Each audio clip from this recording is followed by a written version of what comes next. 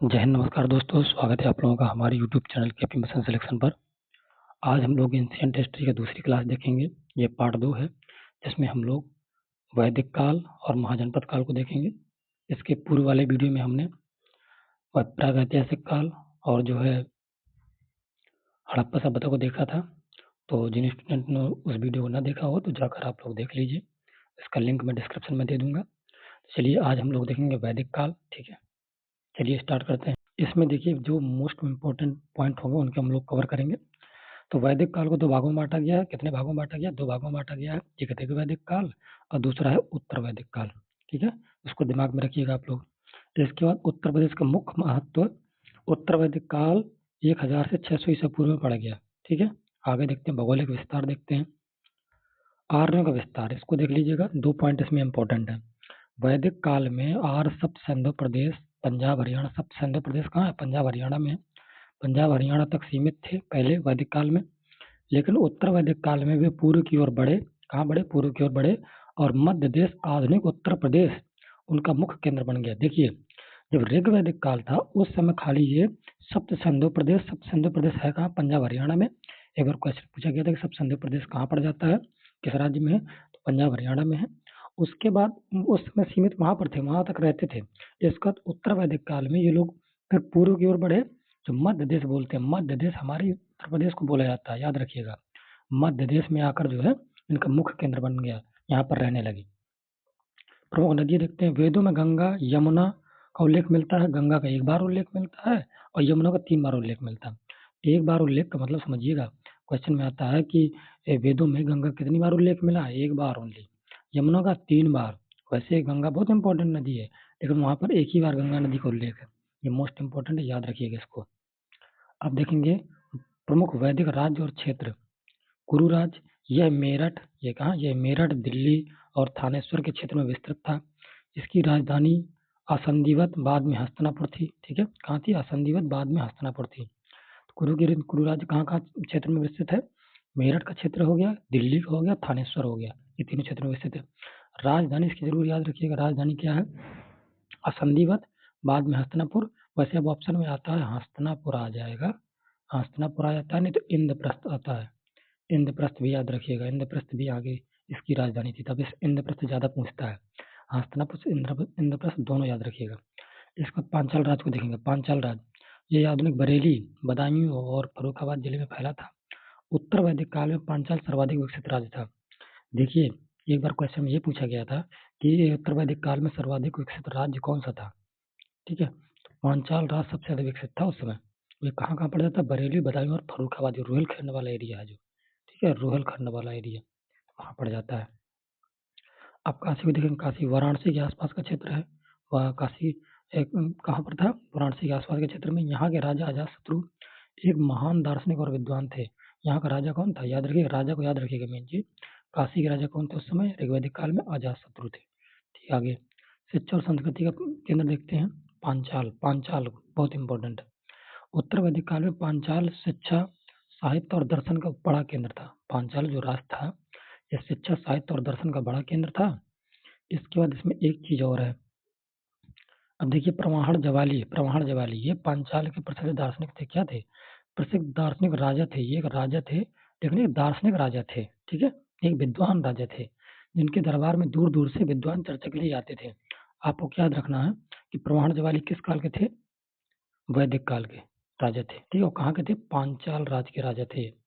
पांचाल राज के राजा थे। इसके बाद इस काल में उपनिषदों की रचना में उत्तर प्रदेश के ऋषियों और राजाओं का बड़ा योगदान था। ठीक है, उपनिषदें जो रचना हुई हैं उनकी रचनाओं में जो है उत्तर प्रदेश के जो ऋषि थे और राजा थे उनका बड़ा योगदान था। ठीक है, इस काल में। अब इसके बाद हम लोग देखेंगे, अब देखेंगे लोहे का प्रयोग और सामाजिक परिवर्तन। देखिए, लोहे का प्रयोग जब से होना स्टार्ट हो गया था ना, तो उसी समय से बड़े बड़े सामाजिक बदलाव हुए, बड़ी बड़ी चीजें हुई। उनको हम लोग देखेंगे क्या क्या चीजें ऐसी हुई कि जब लोहे का जो है प्रयोग होने लगा तो उस समय कौन कौन से परिवर्तन हुए, ये चीज हम लोग पढ़ेंगे इसमें। ठीक है, इसमें क्या? अतरंजी खेड़ा। अतरंजी खेड़ा को मोस्ट इंपोर्टेंट याद रखिएगा। अतरंजी खेड़ा कहाँ पर? एटा जिले में है। उत्तर प्रदेश के एटा जिले में स्थित इस स्थल से 1000 ईसा पूर्व के लोहे के प्रयोग के निश्चित साक्ष्य मिले हैं। मोस्ट इम्पोर्टेंट ये है कि पूछता कौन से जो है क्षेत्र से जो है उत्तर प्रदेश में लोहे के प्रयोग के प्राचीनतम साक्ष्य मिले हैं। तो कहाँ से? अतरंजी खेड़ा। अतरंजी खेड़ा ऐसी जगह है एटा जिले में जहाँ से लोहे के प्रयोग के प्राचीनतम साक्ष्य, मतलब ये है कि लोहे का प्रयोग कि जो प्रयोग मनुष्य ने स्टार्ट किया था, सबसे पहले प्रयोग करना कहाँ से स्टार्ट किया? अतरंजी खेड़ा में इसके साक्ष्य मिले हैं कि सबसे पहले यहाँ पर जो है प्रयोग करना स्टार्ट किया था। ठीक है, अब देखते हैं लोहे के उपयोग ने कृषि को आसान बना दिया। आप भी जान रहे हैं, चाहे आप फावड़ा बनाना हो, चाहे जो जो जुताई होती है हल से उसका वो बनाना हो, तो उसके लिए जो है कृषि को आसान बना दिया, जिससे घने जंगलों को काटकर बस्तियां बसाई गई और जनपद का उदय हुआ। देखिए, जब लोहे का प्रयोग होने लगेगा तो आप समझ रहे हैं ना कि बस्तियां बसने लगी। ठीक है, जंगल काट दिए गए, जैसे कुल्हाड़ी बनाई गई, जंगल पूरे काट दिए गए, उस क्षेत्र में पूरी बस्तियां बना ली गई। ठीक है, मकान बनने लगे, फिर जनपद बने, जनपद के बाद बड़े बड़े महाजनपद को उदय हुए। यहाँ से देखिए वैदिक काल से समझिए बात को, रिलेट किया करिए। अब हस्तिनापुर देखते हैं, ये कहाँ पर है? मेरठ में। हस्तिनापुर कहाँ है? मेरठ में, इंपॉर्टेंट है, याद रखिएगा। हस्तिनापुर कहाँ है? मेरठ में। यहाँ से भी लोहे के उपकरण और चित्र दूसरे मृदभांड, चित्र दूसरे मृदभांड जो है साक्ष्य प्राप्त हुए हैं। ठीक है, तो ये याद रखिएगा कि हस्तिनापुर से क्या क्या साक्ष्य प्राप्त हुए हैं? चित्र दूसरे मृदभांड। मृदभांड क्या होते हैं? जो बर्तन होते हैं, सीधे बर्तन से दिमाग में रखिएगा, कच्ची मिट्टी के बर्तन या पक्की मिट्टी के बर्तन जो है मृदभांड। अब इम्पोर्टेंट पॉइंट देखेंगे, स्मार्ट जो है, ये स्मार्ट इस वजह से लिखा गया है कि देखिए 4 लाइनों में बहुत चीजें ऐसी कंप्लीट होंगी जो क्वेश्चन में आती हैं। ठीक है, एग्जाम में पूछा जाता है। लोहे के प्राचीनतम साक्ष्य कहाँ से मिले हैं? अतरंजी खेड़ा से, याद रखिए, वन लाइनर हो गया। वैदिक काल का विकसित राज्य, वैदिक काल का विकसित राज्य कौन था? पांचाल। और पांचाल किस क्षेत्र में है? बरेली, बदायूं क्षेत्र में है। ठीक है, फर्रुखाबाद में। और इसके बाद यहाँ का राजा कौन था? प्रवाहण जबाली, याद है? प्रवाहण जबाली यहाँ का एक प्रसिद्ध दार्शनिक राजा था। अब हो गया। गंगा का ऋग्वेद में उल्लेख कितनी बार हुआ? 1 बार। यमुना का मैंने बताया था, यमुना कितनी बार हुआ है? 3 बार। ठीक है, ये हो गया। विदेह माधव की कथा, विदेह माधव कथा इसको समझिए। शतपथ ब्राह्मण में वर्णित यह कथा आर्यों का गंडक नदी सदावीरा तक विस्तार की जानकारी देती है। मतलब ये है कि शतपथ ब्राह्मण में इस नदी का उल्लेख है। ठीक है, इस कथा का उल्लेख है, और इस कथा में क्या चीज कहा गया कि आर्य जो थे गंडक नदी तक चले आए, गंडक नदी तक जो है ये बसने लगे आर्य। ऐसे जो है उल्लेख मिलता है किस कथा में? विदेह माधव की कथा में, याद रखिएगा। अब हम लोग देखेंगे अतरंजी खेड़ा। अतरंजी खेड़ा, अतरंजी खेड़ा में क्या चीजें? अतरंजी खेड़ा से मिले साक्ष्य जो है, मिले लोहे के साक्ष्य। अतरंजी खेड़ा से मिले लोहे के साक्ष्यों ने मानव जीवन में क्रांतिकारी बदलाव किए, जिससे आगे चलकर महाजनपद काल की शुरुआत हुई। ठीक है, फिर महाजनपद बढ़ने लगे, राजा होने लगे, समझिए। अब हम लोग देखेंगे महाजनपद काल, जो कि मोस्ट इम्पोर्टेंट है, बहुत बार यहाँ से क्वेश्चन बनते भी हैं। महाजनपद काल क्या है? कुल महाजनपद कितने थे? कुल महाजनपद भारत में 16 थे, जिसमें से 8 अकेले उत्तर प्रदेश में थे। कितने? 8 अकेले उत्तर प्रदेश में थे। याद रखिएगा, पूछता है कि महाजनपदों में कितने उत्तर प्रदेश में महाजनपद थे, तो 8। और एक चीज बता दूं, देखिए 8 महाजनपद, महाजनपद जनपद यूपी में थे। ठीक है, 8। लेकिन अधिवेशन किसके? अधिवेशन कांग्रेस के अधिवेशन, अधिवेशन कांग्रेस के अधिवेशन यूपी में कितने हुए थे? कुल 9 हुए थे। तो यहाँ 9 और 8, जैसे बच्चे जीके ही है ना, तो जब तैयार करते हैं ना, तो कुल बार 8 की जगह 9, मतलब दिमाग में डिफ्यूज हो जाता है, अरे 8 था कि 9 था। तो ये याद रखें, जो अधिवेशन यूपी में हुए थे 9 हुए थे, और जो यहाँ महाजनपद थे वो कितने थे? वैदिक काल में 8 थे। ठीक है, आगे देखते हैं। महाजनपद काल कब से? 600 ईसा पूर्व में। ठीक है, महाजनपदों का उदय हुआ 600 ईसा पूर्व में। ईसा पूर्व 6ठी शताब्दी के आसपास उत्तर भारत में 16 महाजनपदों का उदय हुआ। उत्तर भारत में 16 महाजनपदों का उदय हुआ, जिन्हें जब पूछ देगा ना कि पूरे भारत में कितने महाजनपद थे? 16 थे। उनमें यूपी में कितने थे? यूपी में 8 थे, मतलब सबसे ज्यादा महाजनपद यूपी में थे।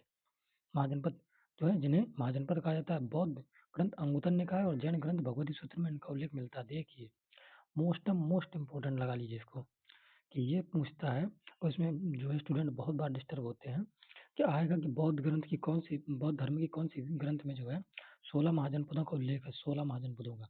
तो उसमें भगवती सूत्र अंगुत्तर निकाय दोनों देता है ऑप्शन में।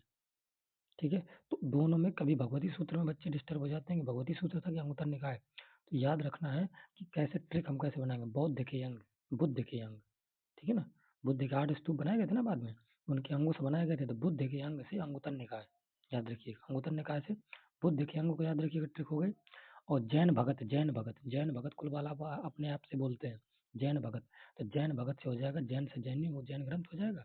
अब भगवती सूत्र जैन भगत,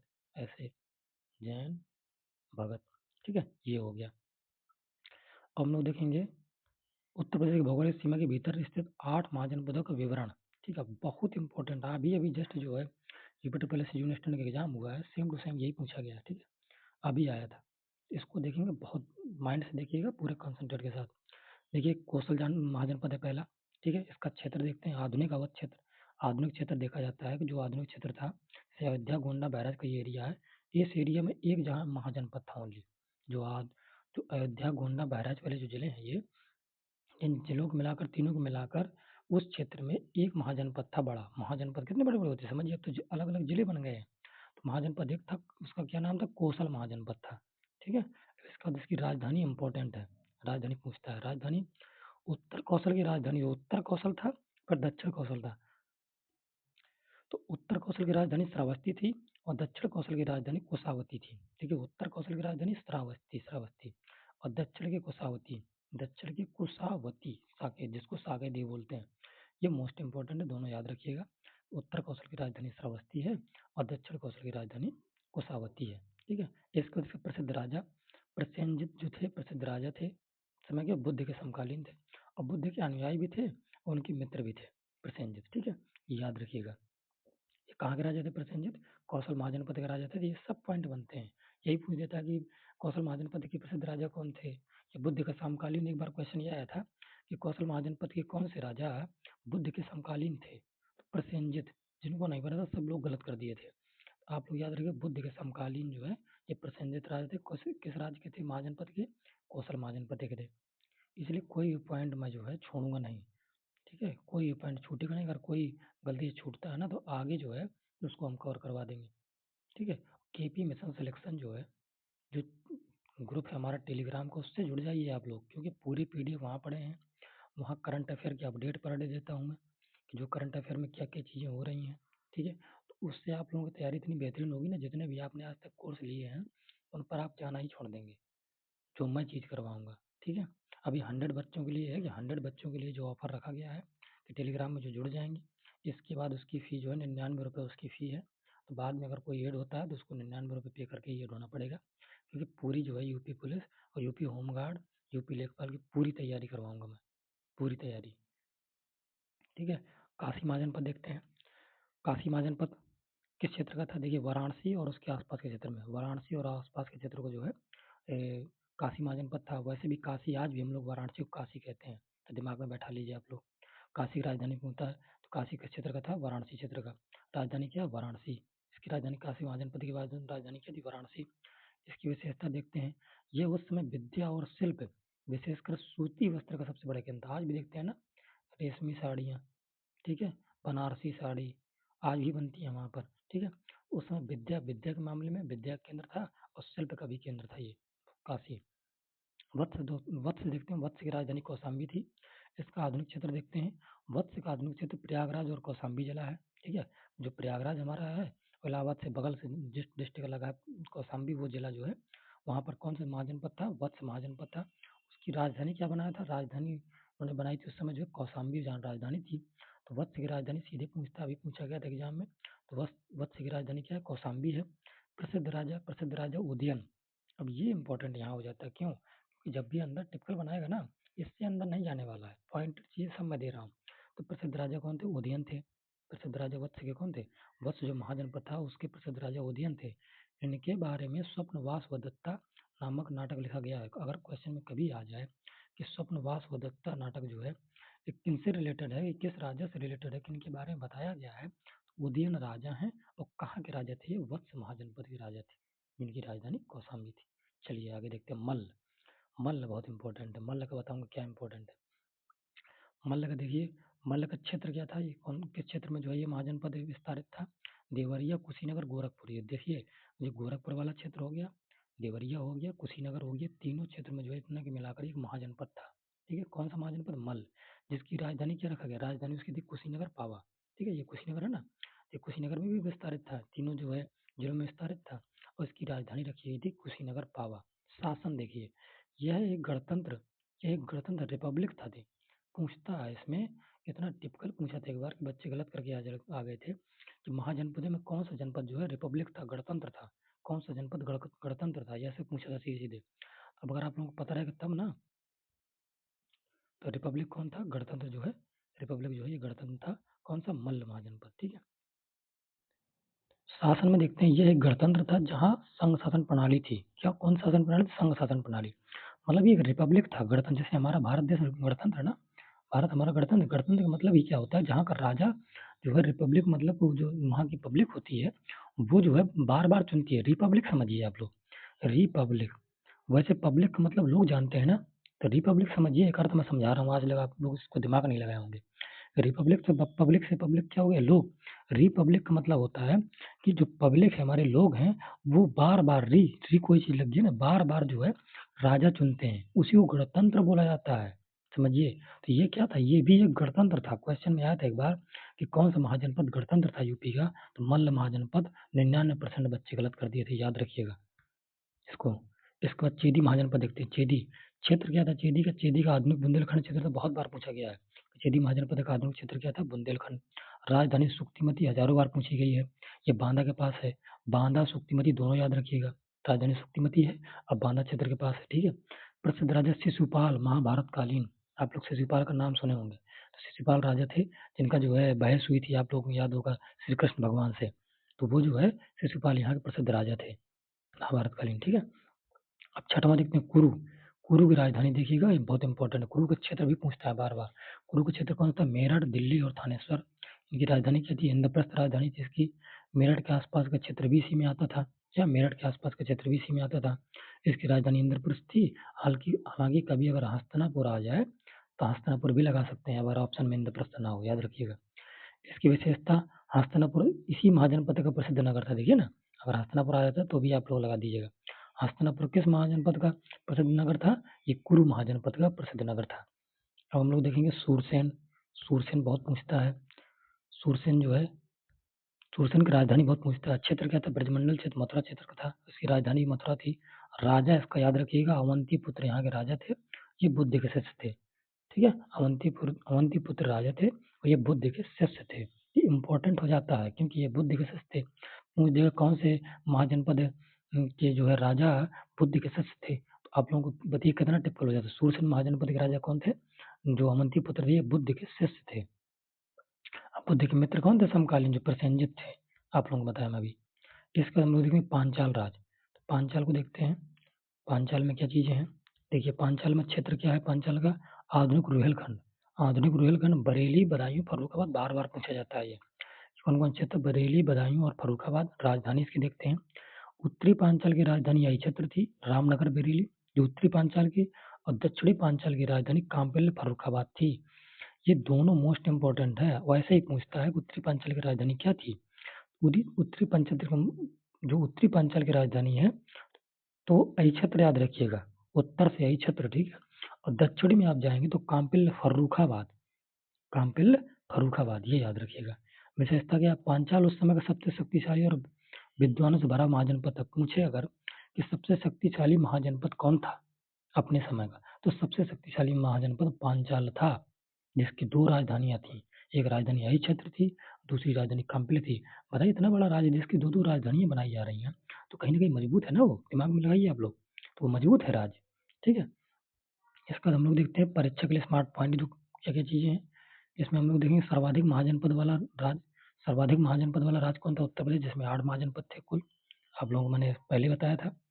2 राजधानी वाले महाजनपद, कौशल और जो है पांचाल। कौशल की राजधानी 2 थी, श्रावस्ती और कुशावती, आप लोगों को बताया। ठीक है। अब पांचाल की जो है आई क्षेत्र और जो है काम्पिल, 2 राजधानी पांचाल की भी है।